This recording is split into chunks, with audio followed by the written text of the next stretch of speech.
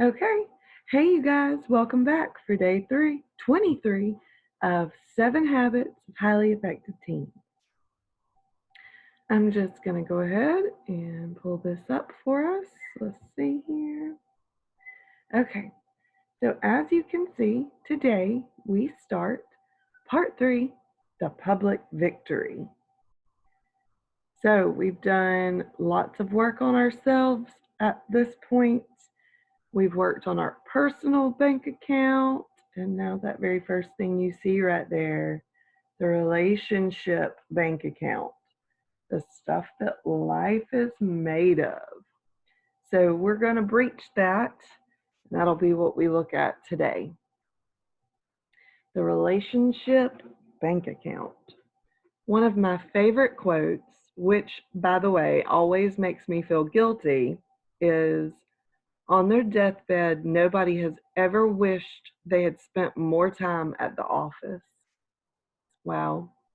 I've often asked myself, what do they wish they'd spend more time doing? I think the answer might be spent more time with the people they love.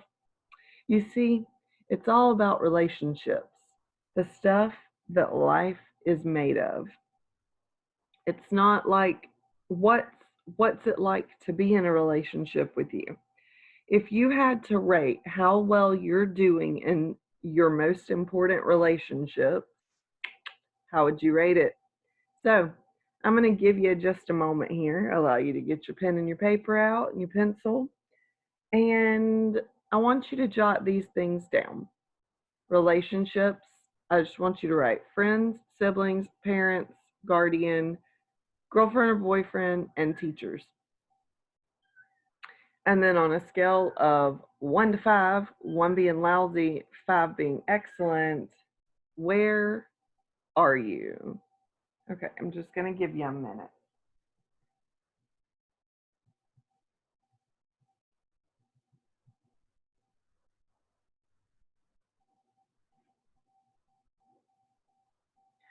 Okay, so hopefully you've had the opportunity to rate yourself, and I want you to be totally and completely honest. How do you really feel your relationships are with these people?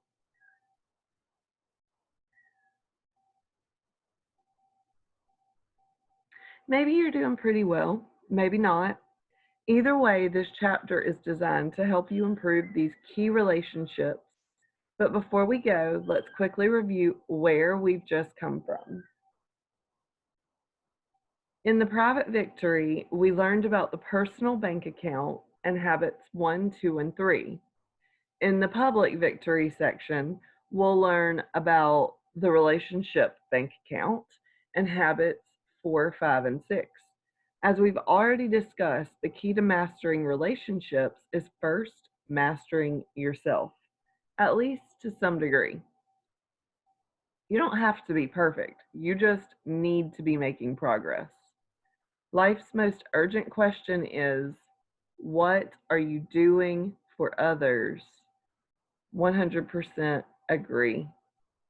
Should always give more than you're getting paid for, and boy, howdy, will it come back to you tenfold.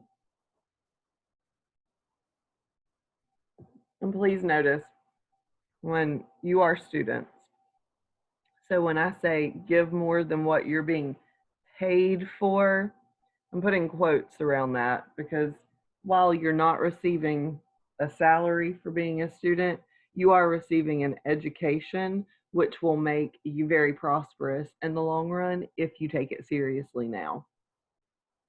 Okay, why is success with self so important to success with others? It's because the most important ingredient in any relationship is what you are. As the essayist and philosopher Ralph Waldo Emerson put it, who you are speaks so loudly, I can't hear what you're saying. In many cases, if you're struggling in your relationships, you probably don't have to look much further than yourself for the answer. So back in the day when people used to break up and they'd go, it's not you, it's me. What they didn't know is legitimately It wasn't the other person, it really was them. So the private victory will help you become independent so that you can say, I am responsible for myself and I can create my own destiny. This is a huge accomplishment. The public victory will help you become interdependent, that is, help you learn to work cooperatively with others so that you can say, I'm a team player, I have the power to influence and inspire people. This is an even greater accomplishment. The long and short of it is, your ability to get along with others will largely determine how successful you are in your career and your level of personal happiness. Now, back to talking about relationships. Here's a practical way to think about them. I call it the relationship bank account, the RBA. In an earlier chapter, we spoke about your personal bank account, the PBA, which represents the amount of trust and confidence you have in yourself. And similarly, the RBA represents the amount of trust and confidence you have in your relationships.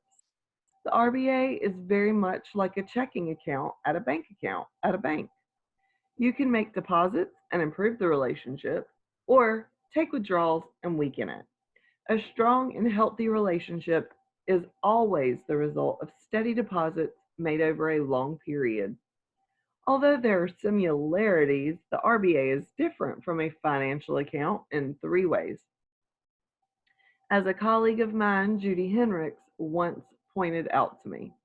Number one, unlike a bank where you may have only one or two accounts, you have an RBA with everyone you meet.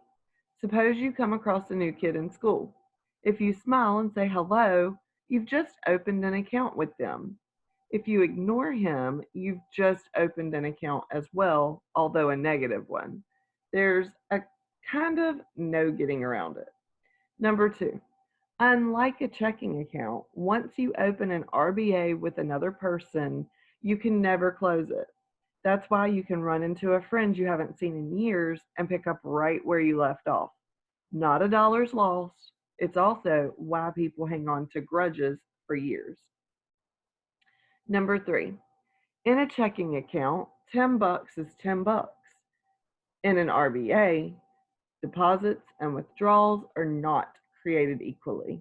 It usually takes many deposits to make up for one withdrawal. One subtle but demeaning comment like, I didn't know you could fit into a size 4, can destroy weeks of deposits.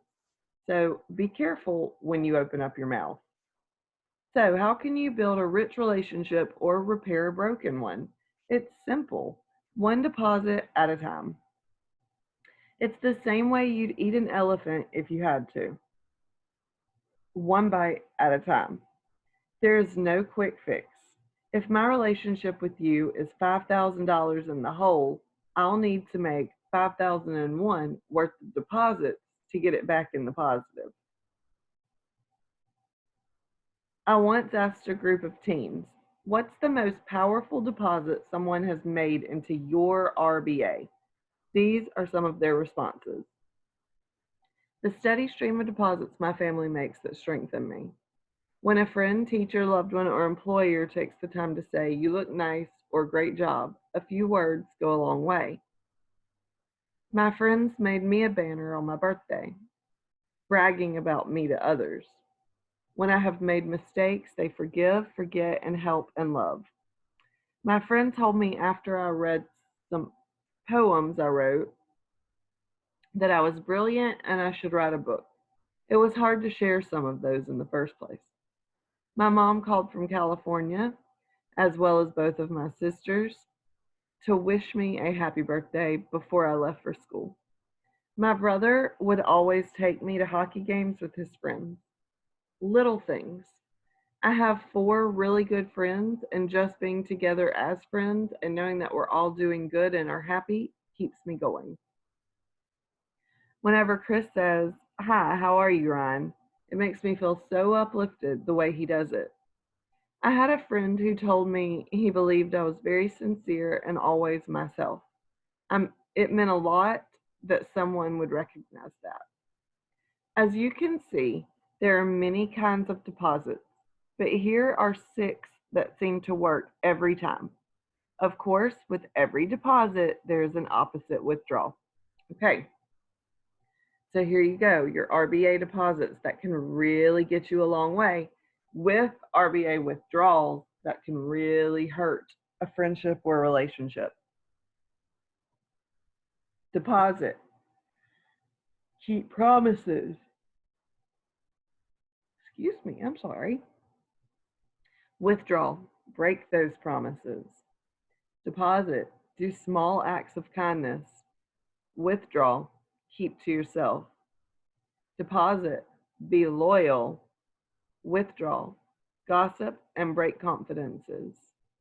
Deposit, listen. Withdrawal, talk too much. Deposit, say you're sorry. Withdrawal, be arrogant. Deposit, set clear expectations. Withdrawal, set false expectations. Hey, nobody is a mind reader here, okay? These expectation things, they need to go.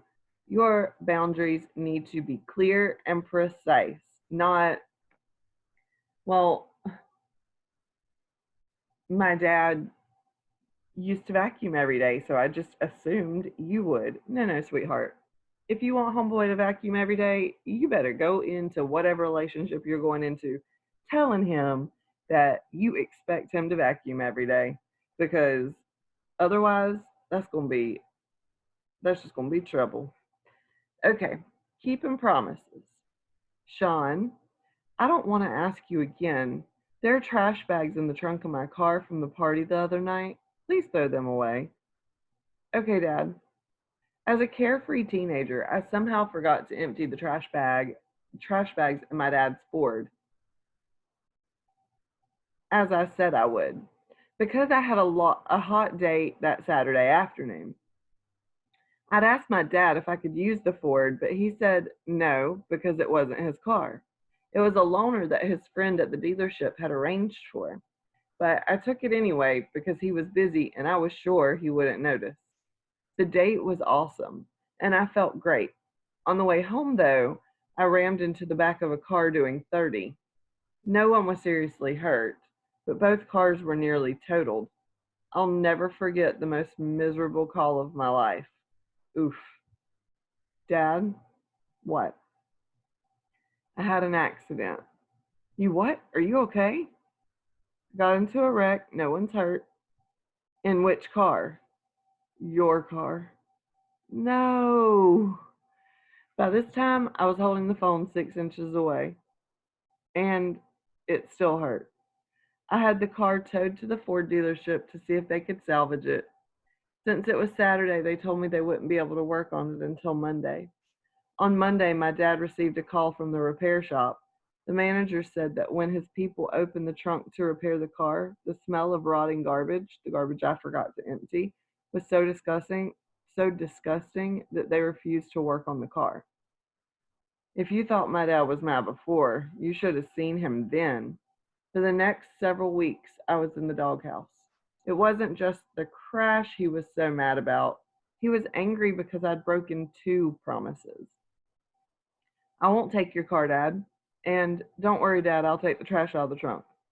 It was a huge withdrawal, and it took me a long time to rebuild my RBA with my dad again. Oof, yeah, I can totally see where that would be a problem. Keeping small commitments and promises is vital to building trust. You just got to do what you say you're going to do. Otherwise, don't say you'll do it.